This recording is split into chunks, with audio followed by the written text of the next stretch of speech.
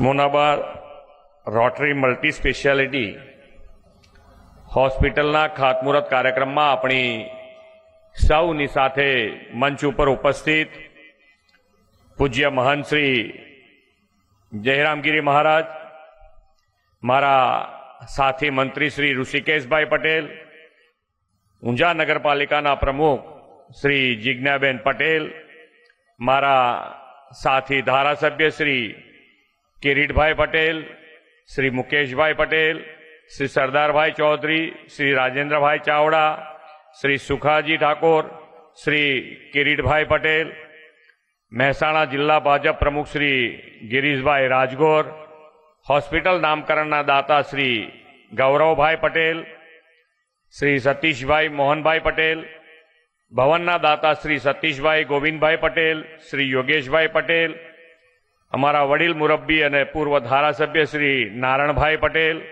ઊંઝા એપીએમસીના chairman Shri Dineshbhai Patel, rotary ડિસ્ટ્રિક્ટના governor Shri Nigambhai Chaudhary, મહેસાણાના કલેક્ટર શ્રી, આયુષ વિભાગના મેમ્બર શ્રી પિનાકીનભાઈ ત્રિવેદી, આમંત્રિત સર્વે મહાનુભાવો, પ્રેસ મીડિયાના મિત્રો, સૌને મારા નમસ્કાર.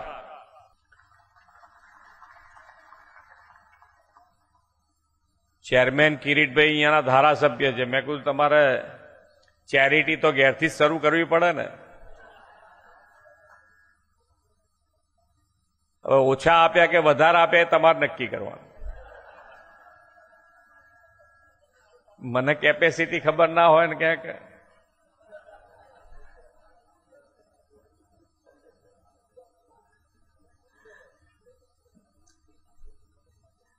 આ પ્રસંગ તમને બધાને ઉત્સાહ પૂરો પાડવાનો છે કે ભાઈ આ એક સારું કામ થઈ રહ્યું છે, એમાં બધાએ પોતપોતાનું યોગદાન, એકલા પૈસાની વાત આમાં હોતી નથી, સમયનું યોગદાન આપો એ મોટું યોગદાન છે. એટલે આપણે બધાએ અને કેવી રીતે સહભાગી થવું એનો વિચાર કરવાનો. અને આપણા તો વડાપ્રધાનશ્રીનો કાર્ય મંત્ર છે સૌનો સાથ, સૌનો વિકાસ, સૌનો વિશ્વાસ અને સૌના પ્રયાસ. આ કાર્યમંત્રથી જ આપણે બધાએ આગળ વધવાનું છે. આજે વર્લ્ડ સોઇલ ડે અને વર્લ્ડ વોલિયન્ટર ડે છે.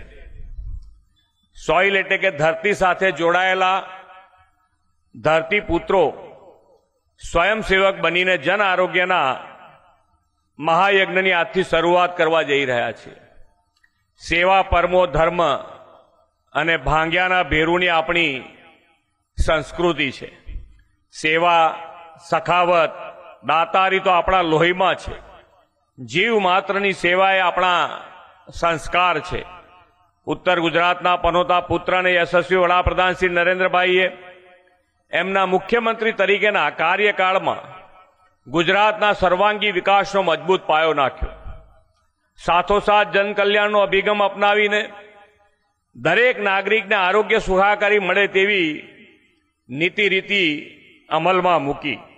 એક સમય હતો કે છેવાડાના વિસ્તારોમાં લોકોને આરોગ્ય સેવા માટે દૂર દૂર જવું પડતું. શ્રી નરેન્દ્રભાઈએ રસ્તો, વીજળી, પાણી જેવી પાયાની સુવિધાઓ છેવાડાના વિસ્તાર સુધી પહોંચાડી છે. આદરણીય વડાપ્રધાનશ્રીના આ વિઝનના પરિણામે ગુજરાતના અંતરિયાળા ગ્રામીણ વિસ્તારોમાં પણ સુપર સ્પેશિયાલિટી હોસ્પિટલની સેવા આજે મળતી થઈ છે. વડાપ્રધાન શ્રી નરેન્દ્રભાઈએ વિકસિત ભારતના નિર્માણનો જે સંકલ્પ કર્યો છે તેમાં સ્વસ્થ ભારતને મહત્વનો પિલ્લર ગણાવ્યો છે. વડાપ્રધાન તરીકેના તેમના સેવા દાયિત્વમાં પાછલા 11 વર્ષમાં તબીબી સેવાઓની સાથે તબીબી શિક્ષણમાં પણ મોટા પરિવર્તન આવ્યા છે. અહીંયા જ્યારે માનનીય વડાપ્રધાનશ્રીએ મુખ્યમંત્રી હતા ત્યારે મેડિકલ સીટો આખા ગુજરાતની 1175 હતી. આ મેડિકલ સીટો એમણે શરૂઆતથી જ એની ઉપર ધ્યાન રાખી અને આ સીટો જો વધે તો જ આપણને આ જે સેવા આપણે આપવી છે ગામે ગામ છેવાડાના માનવી સુધી આ સેવા પહોંચાડવી હોય તો ડોક્ટરોની પહેલે આવશ્યકતા. અને એ આજે આપણે કહી શકાય કે દર વર્ષે આ 1175 માંથી વધારી અને આજે 7,000થી વધુ ડોક્ટરો દર વર્ષે આપણને મળતા થયા છે. દેશના નાગરિકોનું જીવન સ્વસ્થ રહે અને તેમને ગંભીર બીમારીના સારવારના ખર્ચમાં આર્થિક સહાય મળી રહે તે માટે પ્રધાનમંત્રી જન આરોગ્ય યોજના આયુષ્યમાન ભારત હેઠળ ₹5 લાખ સુધીનું આરોગ્ય કવચ પૂરું પાડ્યું છે. અને આ ગુજરાતમાં આયુષ્યમાન ભારત યોજનામાં આપણે બીજા 5 લાખ ઉમેરીને 10 લાખ સુધીનું આરોગ્ય રક્ષા કવચ જરૂરિયાતમંદોને પૂરું પાડી રહ્યા છીએ. વડાપ્રધાન શ્રી નરેન્દ્રભાઈ મોદીના સ્વસ્થ ભારતના માર્ગે આગળ વધતા રાજ્ય સરકારે પણ લોકોના આરોગ્યની ચિંતા કરી છે. મને લાગે છે ત્યાં સુધી ઋષિકેશભાઈ હતા એ જ વખતે દરેક તાલુકામાં ડાયાલિસિસ સેન્ટર અને દરેક જિલ્લામાં કીમોથેરાપી સેન્ટર આપણે શરૂ કર્યા છે. એટલે અત્યારે જે પ્રમાણે ડાયાબિટીસ અને ડાયાબિટીસ પછીના જે રોગો છે એમાં તમે ડાયાલિસિસ જેવો રોગ હોય તો એક જગ્યાએથી આપણા ગુજરાતમાં ને ગુજરાતમાં ફરવામાં તકલીફ ના પડે અને એને પોતાની સગવડ મળી રહે ડાયાલિસિસ સેન્ટરમાં, એના માટેનો પ્રયત્ન કર્યો છે.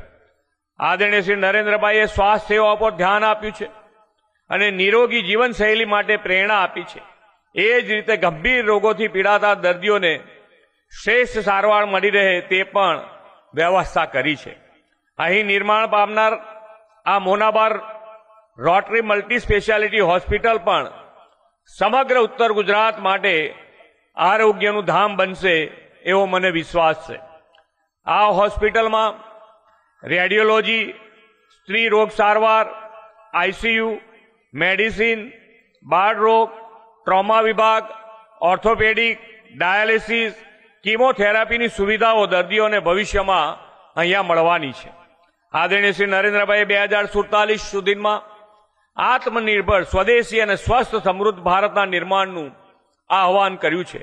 આપણે સ્વદેશી વસ્તુઓને પ્રમોટ કરીને તથા વોકલ ફોર લોકલ અને લોકલ ફોર ગ્લોબલનો મંત્ર અપનાવીને આત્મનિર્ભર ભારતનો ધ્યેય પાર પાડીશું એ જ અપેક્ષા સાથે વિરમું છું.